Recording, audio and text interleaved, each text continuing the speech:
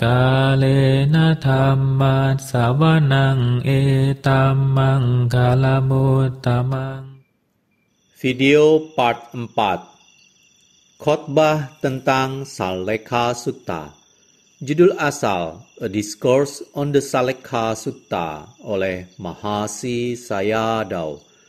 Penerjemah bahasa Inggris U. Aye Maung. Penyunting bahasa Inggris Bhikkhu Pesala. Penerjemah bahasa Indonesia Indra Anggara. Penyunting bahasa Indonesia Budi SH. Perancang sampul Lana Hartono. Penata letak Budi SH. Penerbit Yayasan Satipatthana Indonesia Yasati. Cetakan pertama Mei 2016. Membunuh Panatipata (2). Menahan diri dari membunuh adalah satu di antara 5 aturan moral atau sila. Jadi cukup dipahami oleh umat Buddha. Akan tetapi, hal ini memerlukan penjelasan. Kata Pali untuk membunuh adalah panatipata. Pana berarti makhluk hidup atau kehidupan. Ati bermakna dengan sangat cepat. Dan pata bermakna membuat sesuatu jatuh. Karena itu, panatipata secara harfiah berarti memotong kehidupan secara prematur. Seperti halnya dalam kasus tanpa kekejaman, khotbah Sang Buddha tentang menghindari membunuh berhubungan dengan 5 aspek. Penghapusan. Mereka yang tidak melatih penghapusan yang mengarah pada lenyapnya kotoran batin tidak akan segan melakukan pembunuhan. Namun, orang demikian sesungguhnya takut akan kematian. Sang Buddha menekankan pada fakta bahwa setiap makhluk hidup takut terhadap bahaya dan kematian. Hal ini tidak berlaku bagi para arahan dan yang tidak kembali atau anagami, tetapi orang suci demikian jarang ditemukan. Di seluruh dunia, hukum rimba berlaku. Binatang besar membunuh dan memangsa binatang kecil untuk bertahan hidup. Hal ini berlaku baik pada binatang darat maupun laut. Seperti yang dikatakan oleh Sang Buddha, di alam binatang, kanibalisme dengan korban binatang-binatang lemah adalah aktivitas sehari-hari. Akan tetapi, binatang tidaklah lebih buruk daripada manusia dalam hal ini. Manusia memakan segala jenis binatang, termasuk burung-burung liar, dan bahkan ikan paus dari lautan yang jauh. Mengambil kehidupan dan melindungi tubuh sendiri dengan mengorbankan makhluk lain adalah tindakan yang sangat tidak adil. Meski demikian, orang yang membunuh demi kelangsungan hidupnya sendiri ini sangatlah takut akan kematian. Mereka lebih takut dibunuh oleh orang lain atau dimangsa oleh binatang seperti singa, macan, atau ular besar. Suatu ketika, sekelompok orang Amerika menangkap ular besar di Kepulauan Indonesia. Ular-ular ini lebih besar daripada manusia. Orang Amerika itu menembak mati ular-ular itu atau memasang perangkap untuk menangkapnya hidup-hidup. Pada satu kejadian, seekor ular menyerang seorang perempuan, satu dari para pemburu itu. Perempuan itu ketakutan dan berhasil lolos hanya karena rekannya menembak ular tepat pada waktunya. Hal ini menunjukkan bagaimana orang takut mati walaupun mereka membunuh makhluk hidup dengan kejam. Sesuai ajaran Sang Buddha, kita harus menghindari mengambil kehidupan makhluk lain atau dengan kata lain, menerima praktek penghapusan Salekkawara yang membantu mengurangi kotoran batin dari membunuh. Pemikiran tidak membunuh.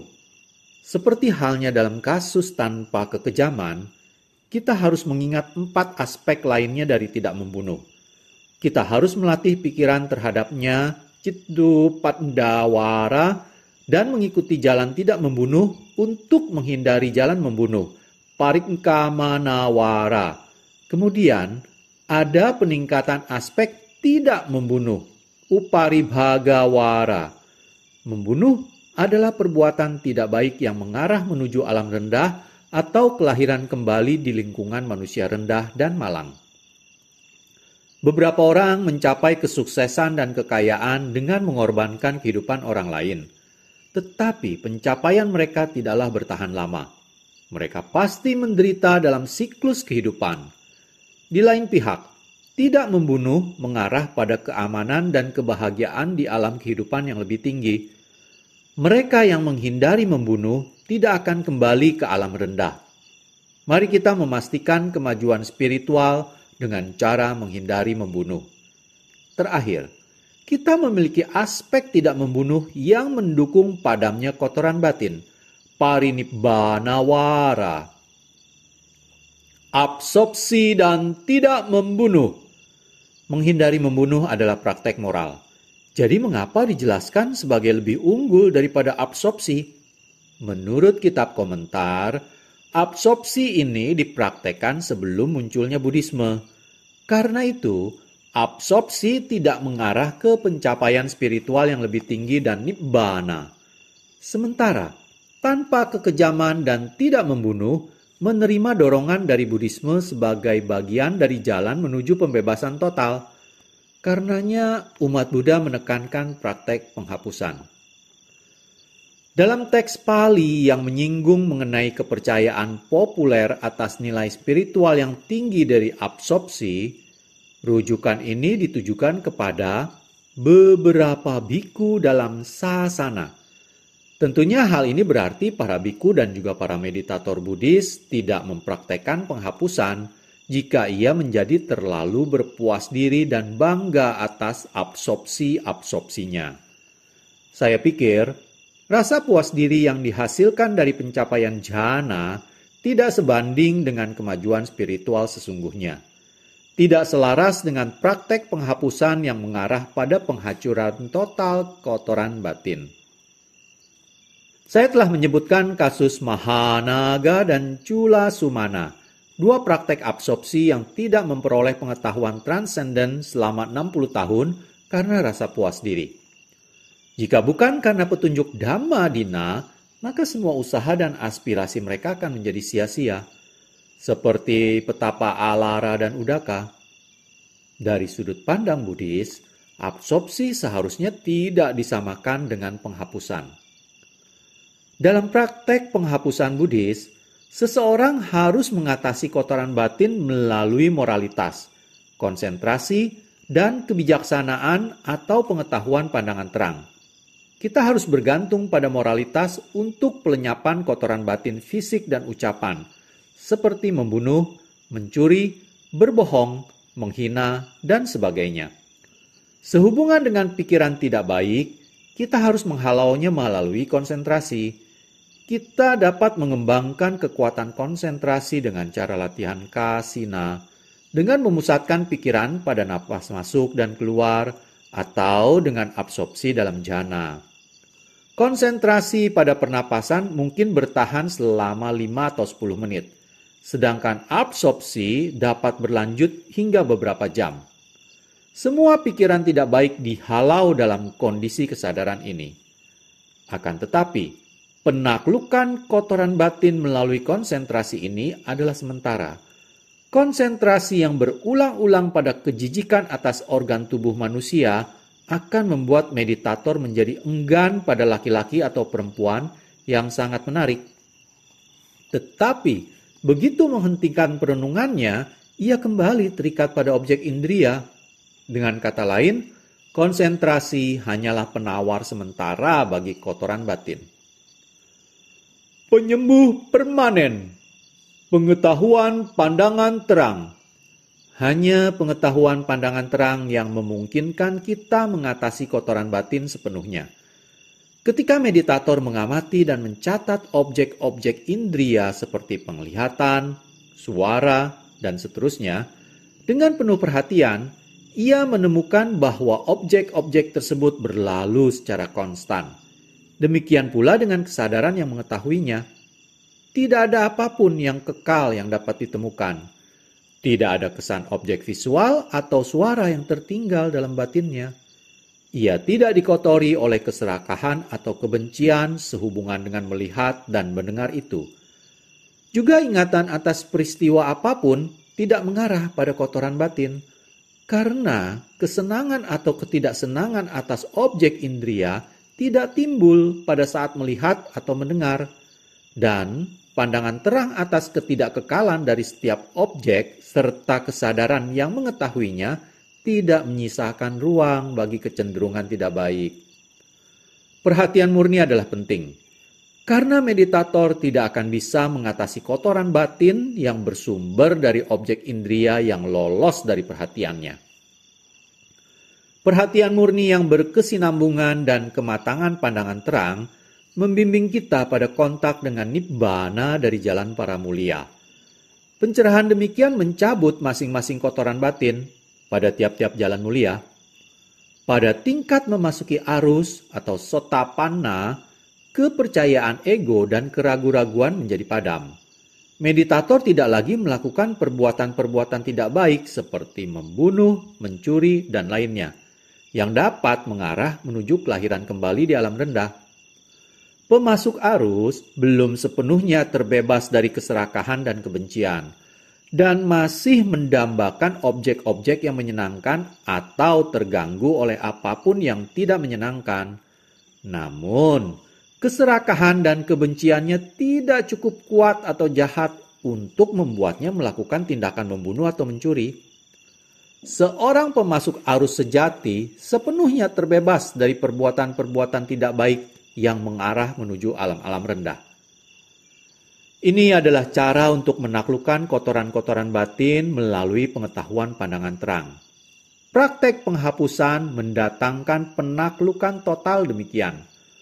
Beberapa meditator merasa puas diri ketika mereka mencapai absorpsi.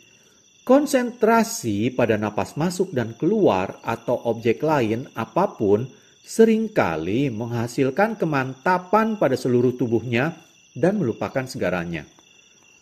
Bagi guru dan mereka yang berada di sekitar meditator, keadaan kesadaran ini mungkin berarti absorpsi. Namun, dengan tiadanya pengetahuan pandangan terang atas batin dan materi, dan perbedaannya beserta dengan 3 karakteristiknya, maka keadaan demikian menunjukkan bahwa hal itu tidak lebih dari konsentrasi yang mendalam. Kelak, meditator dapat mengalami kemerosotan moral secara serius dan menyingkap karakter sejatinya. Hal ini disebabkan bahwa hanya dengan konsentrasi tidaklah dapat mencabut kotoran batin. Untuk pemadaman sepenuhnya, kita memerlukan pengetahuan pandangan terang yang membimbing pada kontak dengan nibbana. Pemadaman kotoran batin sepenuhnya hanya dapat dipastikan ketika kita mengetahui bahwa kita tidak mampu lagi melakukan tindakan seperti membunuh dalam situasi apapun. Jika kita mampu membunuh dalam situasi yang ringan, dapat dipastikan bahwa praktek penghapusan kita masih belum sempurna. Tindakan membunuh. Kita sekarang akan membahas faktor-faktor yang membentuk tindakan membunuh dari sudut pandang etika Buddhis. Terdapat 5 faktor penting. 1. Objek harus makhluk hidup. 2. Objek harus diketahui sebagai makhluk hidup. 3. Pelaku harus memiliki niat untuk membunuh. 4. Harus ada usaha untuk membunuh atau menyebabkan kematian seperti memukul atau menusuk. Dan 5. Usaha ini harus berakibat pada kematian. Jika faktor-faktor ini tidak lengkap, maka tidak dapat disebut suatu tindakan membunuh. Menghancurkan rumput atau tanaman yang secara keliru dianggap sebagai makhluk hidup bukan merupakan tindakan membunuh. Hal ini tentu saja tidak baik karena didorong oleh kebencian, akan tetapi tidak akan menghasilkan akibat karma yang berbahaya yang layak dibahas. Juga, tindakan menghancurkan makhluk hidup yang secara keliru dianggap sebagai objek benda mati. Ini bukanlah suatu tindakan pembunuhan, karena tidak adanya niat untuk membunuh. Yang juga tidak kurang aman dari karma adalah perbuatan yang kebetulan menghasilkan kematian satu makhluk hidup karena tindakan yang tidak disengaja. Misalnya, ketika seorang yang cermat dalam moralitas digigit oleh seekor semut, ia hendak mengusirnya. Jika tindakannya secara tidak sengaja menyebabkan kematian serangga tersebut, maka hal ini tidak memiliki akibat kama, karena hampa dari kehendak atau cetana untuk membunuh. Misalkan, 4 kondisi pertama terpenuhi, tetapi subjek gagal menyebabkan kematian korbannya. Hal ini adalah suatu tindakan yang tidak baik secara moral. Beratnya kama ditentukan oleh kualitas hidup korbannya. Jika korbannya mati sebagai akibat dari usaha Anda, maka itu adalah tindakan membunuh. Jelas dan sederhana. Dan Anda harus membayarnya sesuai dengan status moral si korban. Jika kehendak si pembunuh lemah, maka akibat kamanya kecil. Jika kuat, maka akibatnya besar. Sekali lagi, besarnya akibat kama ditentukan oleh tekanan dan tegangan yang terlibat dalam usaha untuk membunuh, juga oleh karakter moral si korban. Menyebabkan orang lain membunuh. Suatu tindakan membunuh memiliki akibat kama tidak hanya ketika Anda sendiri yang melakukan pembunuhan, tetapi juga saat Anda menghasut orang lain untuk membunuh. Apabila Anda menunjukkan isyarat atas keinginan Anda untuk menyebabkan kematian makhluk hidup, itu juga suatu tindakan membunuh di pihak Anda. Ini penting dan harus diingat oleh para ibu rumah tangga. Dikatakan bahwa ikan di lapak-lapak di pasar biasanya dibiarkan dalam keadaan hidup dan dipukul hingga mati atas permintaan pembeli. Membeli ikan yang telah mati terbunuh oleh para penjual ikan tidak menghasilkan akibat kama. Akan tetapi, membalikan badan agar tidak melihat ikan hidup dan kemudian membelinya setelah selesai dibunuh, tidak membuat Anda kurang bersalah secara kama. Oleh karena itu, Anda harus penuh perhatian ketika berbelanja di pasar. Daging untuk para biku. Seorang biku harus menghindari memakan 3 jenis daging. Daging dari binatang yang telah ia lihat dibunuh khusus untuk ia makan.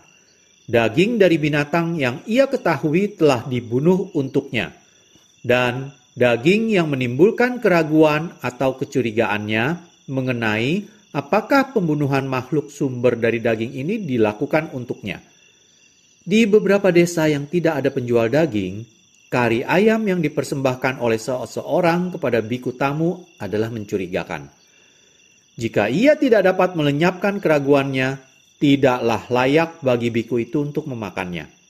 Memakan 3 jenis daging yang tidak diperbolehkan ini bukanlah tindakan berkonsekuensi kama dari membunuh, tetapi menurut aturan winaya, hal ini adalah pelanggaran. Oleh karena itu tidak baik. Menurut penganut Jain, seseorang yang memakan daging dari binatang yang ia ketahui telah dibunuh untuk ia makan, akan menanggung setengah dari konsekuensi kama dari membunuh. Pandangan ini tidak diajarkan dalam Buddhisme. Namun, memakan daging dengan mengetahui bahwa binatang itu telah dibunuh untuk Anda menunjukkan kurangnya belas kasihan dan dapat mengarah pada tindakan membunuh lebih lanjut lagi. Tidak selayaknya bagi seorang biku untuk makan daging apapun yang ia duga bahwa binatang itu telah dibunuh untuknya, untuk biku lain, atau untuk sangga. Dikatakan bahwa para biku Sri Lanka menganggap tidak layak seorang biku untuk makan telur. Hal ini masuk akal. Karena ketika telur dipersembahkan sebagai makanan, telur ini biasanya direbus atau digoreng. Ada alasan untuk merasa khawatir, walaupun biku itu tidak melihat atau mendengar apapun yang dapat membuatnya curiga. Ada telur-telur yang diawetkan dalam garam atau cairan lemon yang boleh dimakan tanpa harus merasa bersalah. Hal yang sama berlaku untuk telur rebus di pasar. Kemudian ada telur yang tidak dibuahi, yang dianggap oleh banyak orang sebagai tidak hidup. Secara pribadi, saya meragukan pandangan ini. Telur itu mungkin mengandung makhluk hidup yang ditakdirkan mati pada tahap embrio. Takdir kama dari beberapa makhluk sangatlah aneh. Beberapa dalam bebatuan dan pecah karena berada di tempat yang sempit. Mereka pasti sangat menderita dan mengundang pertanyaan. Kama buruk apa yang membawanya pada takdir yang mengerikan ini? Mungkin ada makhluk-makhluk hidup bertakdir buruk demikian di dalam telur yang belum menetas itu. Bagaimanapun juga, mereka yang makan telur dengan beranggapan bahwa telur itu tidak hidup, tidaklah bersalah secara kama karena ketiadaan dua faktor, tanda-tanda kehidupan dan niat untuk menyebabkan kematian. Pesta rakyat pada festival-festival tertentu di beberapa desa perlu direnungkan. Tidak ada penjual daging. Jadi, jika tamu harus disajikan daging, maka pesanan harus dilakukan sebelumnya. Dengan demikian, sangat disayangkan penyumbang yang ingin memperoleh jasa dengan memberikan dana harus menanggung setidaknya sebagian dari tanggung jawab kama karena pembantaian binatang-binatang. Hal ini juga menimbulkan pertanyaan, apakah para biku boleh memakan kari daging yang dipersembahkan pada situasi demikian? Dikatakan bahwa di beberapa desa, babi-babi dibawa ke wihara untuk dibunuh pada malam sebelum pesta keagamaan. Tentu saja hal ini sangat tidak pantas. Sekitar 30 tahun lalu, seorang teman saya yang sedang menetap di sebuah wihara desa memprotes keras praktek ini. Sekali lagi, kita harus mempertimbangkan apakah layak bagi para biku untuk mengkonsumsi danbok atau nasi yang tersaji bersama daging secara khusus yang disediakan di hotel-hotel. Makanan demikian mencurigakan dengan pandangan bahwa kemungkinan binatang-binatang itu telah dibunuh khusus untuk pesta tersebut. Jalan terbaik untuk memastikan kesesuaiannya dengan sila atas tindakan membunuh itu adalah dengan menghindari memakan daging. Jika kita bukan vegetarian, kita harus sangat berhati-hati atas makanan kita agar kita tidak terkotori oleh tindakan membunuh. Cara terbaik untuk mencabut keinginan membunuh adalah dengan mencatat segala fenomena yang muncul dari indria-indria.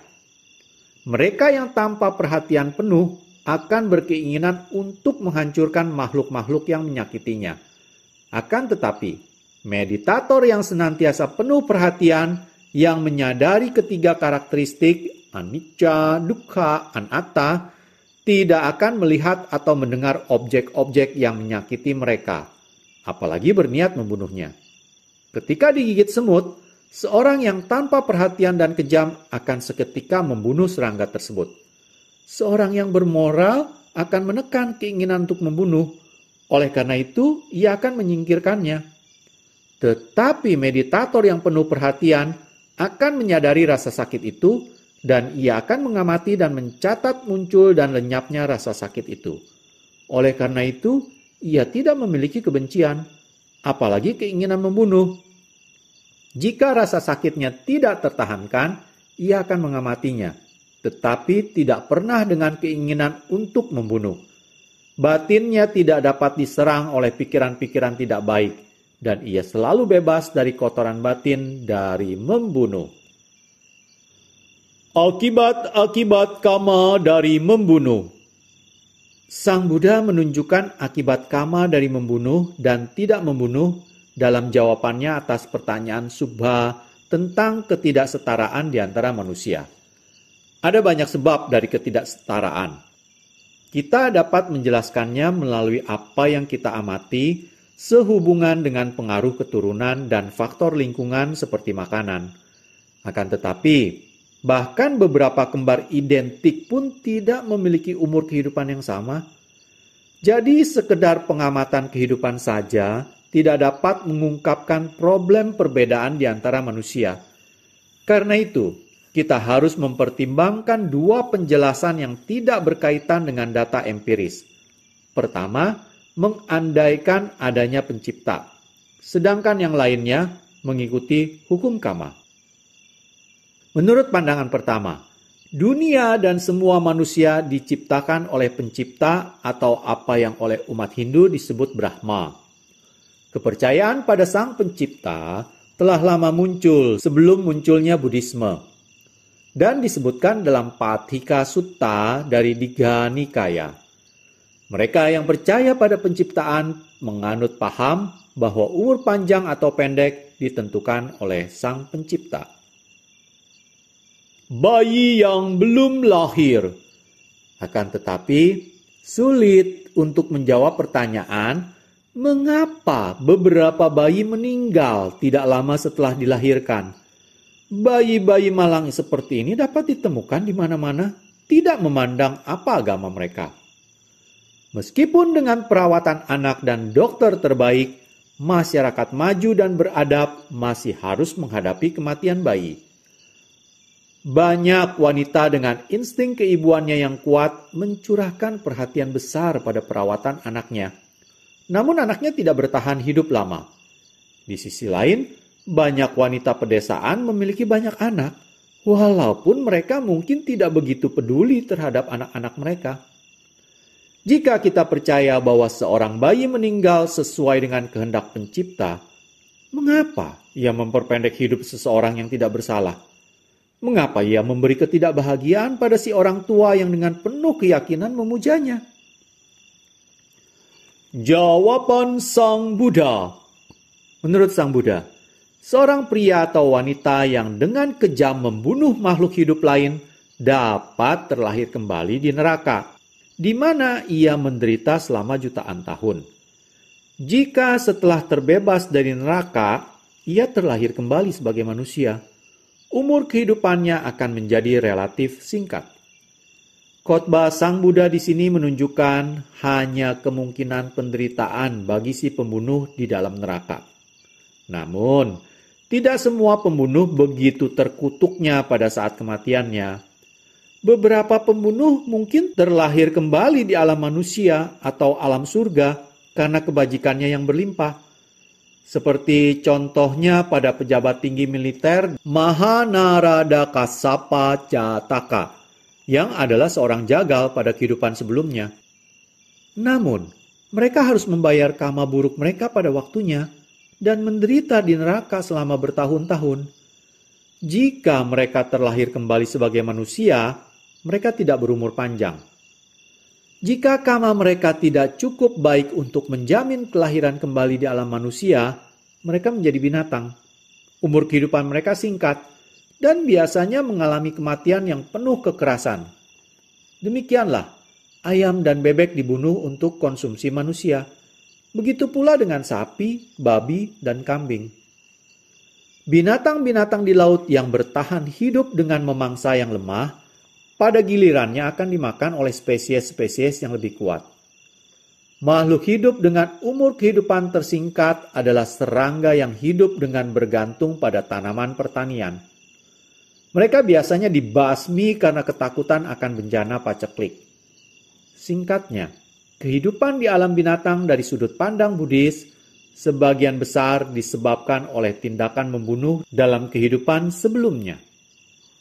Juga di alam manusia, beberapa meninggal sebelum lahir, beberapa sesaat setelah lahir, dan beberapa lainnya meninggal pada masa kanak-kanak atau masa muda mereka. Beberapa meninggal karena kecelakaan, beberapa dibunuh, dan kehidupan beberapa orang terputus oleh penyakit parah. Semua kematian prematur ini adalah karena karma buruk yang berhubungan dengan tindakan membunuh. Ada banyak kisah dalam kitab komentar yang menunjukkan akibat karma dari membunuh. Salah satunya adalah sebagai berikut. Karena membunuh domba. Suatu ketika, seorang pangeran di Benares bersumpah pada Dewa Pohon bahwa kalau ia menjadi raja, maka ia akan mempersembahkan darah dari 101 raja beserta ratunya. Ketika keinginannya terpenuhi, ia menangkap semua raja dan ratu dan mulai mempersiapkan pengorbanan. Ratu dari raja termuda bernama Damadina bersujud kepada suaminya, tetapi tidak kepada raja. Kemudian, ketika ditegur oleh raja, ia berkata bahwa ia menghormat hanya kepada suaminya sebagai pelindungnya. Kemudian ia menangis dan tertawa. Raja menanyakan, apakah ia gila? Ia menceritakan kisah salah satu kehidupan lampaunya. Dulu, dalam salah satu kehidupan lampaunya, ia adalah seorang ibu rumah tangga. Suatu hari, ketika suaminya sedang tidur, beberapa temannya datang. ia mengutus gadis budaknya membeli daging untuk tamu-tamunya. Akan tetapi, tidak ada daging yang tersedia, maka ia menyembelih seekor domba betina di belakang rumahnya dan menyiapkan makanan untuk mereka. Karena perbuatan buruk ini, ia menderita dalam api neraka, dan karena hutang kama itu masih ada, maka ia dipenggal sebanyak jumlah bulu di tubuh domba tersebut. Ia menangis karena sedih bahwa raja akan mengalami penderitaan sepertinya disebabkan pengorbanan berdarah yang akan ia lakukan. Ia tertawa karena bahagia dengan pikiran bahwa penderitaan yang harus ia alami sebagai balasan dari hutang kama menjadi berkurang. Raja terkejut. Ia memohon ampun pada mereka yang ia tangkap dan melepaskan mereka. Mata Kabhata Jataka. Jataka ini mengisahkan tentang seorang Brahmana yang mempersembahkan pengorbanan binatang demi kesejahteraan orang yang telah meninggal dunia sesuai ajaran Weda. Mata Kabhata berarti persembahan makanan kepada yang telah meninggal. Upacara ini melibatkan ritual membunuh domba, pelaksanaan pengorbanan, dan pesta. Atas perbuatan ini, sang Brahmana menjadi domba jantan selama 500 kehidupan dan kepalanya dipenggal pada setiap kehidupan itu. Ungkapan Myanmar tentang 500 kehidupan dalam penderitaan karena karma buruk adalah jelas berdasarkan atas Jataka ini. Kemudian, apakah penyebab karma dari kesedihan orang tua atas kehilangan anak mereka yang berumur singkat? Hal ini tidaklah sulit dipahami dari sudut pandang Buddhis. Dapat diduga, mereka adalah orang tua si pembunuh dalam kehidupan sebelumnya. Mungkin mereka menyetujui apa yang dilakukan oleh putra atau putri mereka. Oleh karena itu, mereka mengalami ketidakbahagiaan dalam kehidupan sekarang. Karma baik dari tidak membunuh. Menurut Sang Buddha, seorang yang menghindari membunuh akan menikmati umur panjang dalam kehidupan mendatang. Ini adalah apa yang beliau katakan dalam Cula Kamma Vibhanga Sutta dari Majjhima Nikaya. Kitab komentar atas Kuda Kapatha dan Itiwuttaka juga menyebutkan 23 manfaat yang diperoleh bagi mereka yang menghindari membunuh. Di antaranya adalah kecantikan, umur panjang, kesehatan, kemasyhuran, dilayani oleh banyak pelayan, kebebasan dari kekhawatiran, dan kebersamaan dengan mereka yang ia sayangi. Mereka yang menginginkan penampilan baik dalam kehidupan mendatang harus menghindari tindakan membunuh. Kitab komentar menyebutkan 8 karakteristik kecantikan: tanpa cacat, tubuh yang proporsional, kaki yang berbentuk indah, keanggunan, kehalusan kulit, kebersihan, sifat yang menarik, dan bentuk yang menarik. Umur panjang yang dimaksud dalam kitab komentar adalah hidup lama dan meninggal secara alami, bukan kematian di tangan seorang pembunuh. Kesehatan terdiri dari kebebasan dari penyakit dan memiliki kekuatan dan ketangkasan. Kemasyhuran berarti disukai oleh Kemasyhuran berarti disukai oleh orang banyak dan berbicara tanpa menyakiti hati orang dan dengan lemah lembut. Mereka yang menghindari tindakan membunuh akan memiliki jumlah pelayan yang sangat banyak. Kebebasan dari rasa khawatir adalah buah karma lain yang dapat kita nikmati dalam kehidupan mendatang jika kita menghindari membunuh. Semua orang menginginkan kehidupan yang bebas dari kekhawatiran. Karena itu, muncullah buku-buku seperti How to Stop Worrying and Start Living. Jalan terbaik untuk mengatasi kekhawatiran adalah dengan menjalani kehidupan bermoral dan mempraktekkan meditasi Satipatthana secara terus-menerus. Seperti yang dikatakan oleh Sang Buddha, cara hidup seperti ini yang dijalani dengan penuh keyakinan oleh para meditator di pusat meditasi ini adalah satu-satunya pertahanan atas kesedihan dan kecemasan. Buah karma lain yang menyenangkan adalah tidak berpisah dari mereka yang disayang, seperti istri, anak-anak, dan lainnya, dan dari barang-barang berharga miliknya. Yang juga menyenangkan dari buah kama ini adalah dalam bentuk memiliki pelayan yang cukup, kapanpun ia memerlukannya. Kita harus menghindari tindakan membunuh jika kita ingin terjamin untuk selalu berkumpul dengan mereka yang kita sayangi, dengan para pelayan, dan dengan harta kita dalam kehidupan mendatang. Buah kama lainnya dari tidak membunuh adalah keberanian, kejujuran, ketidaktakutan, dan kekebalan. Demikianlah dalam kitab komentar, kita memiliki 23 manfaat kama dari tidak membunuh. Mudah untuk melihat buah kama berbahaya dari membunuh, karena hanya merupakan kebalikan dari manfaat yang disebutkan, yaitu penampilan buruk, umur pendek, penyakit, dan seterusnya. Demikianlah berakhir sudah saya bacakan bagian membunuh atau panatipata. Dalam video part selanjutnya, saya akan mulai membacakan yang bagian 3, yaitu mencuri, adinadana. Terima kasih. Kalena dhammat savanang etamang kalamuttamang